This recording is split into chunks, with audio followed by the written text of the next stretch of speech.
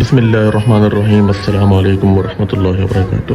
جب مسلمان اپنی اقدار، اپنی روایات اور اپنی ٹریڈیشن سے دور ہو جاتا ہے، اپنی تاریخ سے دور ہو جاتا ہے، تو اللہ تعالیٰ اسے ذلیل و خوار کر دیتا ہے۔ اسلام جو کہ حق سچ کا مذہب ہے، کبھی ہم نے سوچا کہ اس کے ماننے والے کئی کروڑوں میں اس وقت صرف برصغیر ایشیا کے اندر ہے، پوری دنیا کی تو بات ہی نہیں ہو رہی، تو پھر مسلمان پوری دنیا میں مغلوب کیوں ہے؟ کی وجہ صرف اور صرف اپنی اقدار اور روایات سے دوری اور غداری ہے۔ ہم مسلمان اپنی تاریخ بھول گئے، ہم حضرت خالد بن ولید کی تلوار بھول گئے، ہم حضرت عمر فاروق کا انصاف بھول گئے، ہم حضرت عثمان کی اسلامی فکر بھول گئے، ہم حضرت علی کی شجاعت بھول گئے، ہم سلطان صلاح الدین ایوبی کا منافقوں کے ساتھ جہاد بھول گئے، ہم وہ تکالیف بھول گئے جو ہمارے نبی اکرم صلی اللہ علیہ وآلہ وسلم نے اسلام کو پھیلانے کے لیے سہی۔ غرض یہ کہ ہم اپنی تاریخ، اپنے لوگوں کی قربانیاں، ایون دو جو پاکستان 1947 میں بنا، اس کے لیے جو انتھک قربانیاں دی گئی، ہم وہ تک بھول گئے۔ اور آج کرسچنز جو کہ جن کی خاصاً کوئی ان کے پیچھے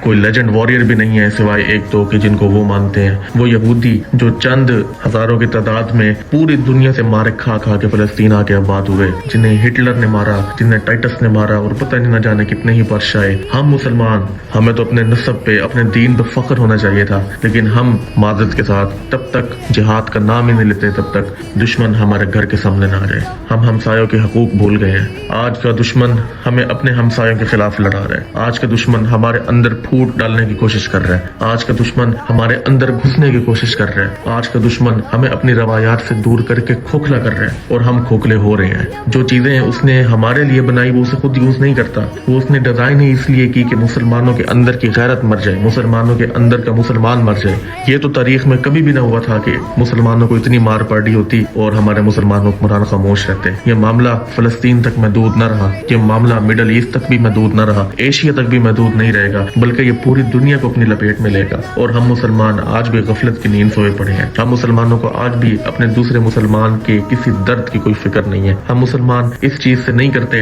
انکار کہ ہم بزدل ہیں یا ہم دلیر نہیں ہیں، بلکہ مسلمان سے مسلمان کا قتل کروا لو، مسلمان سے جہاں پر کی بدماشی کروا لو، لیکن ہاں وہ اسلام کے نام پہ تلوار نہیں اٹھائے گا۔ کیوں؟ کیونکہ اسلام امن کا درس دیتا ہے، یہ ہمیں سکھایا گیا ہے۔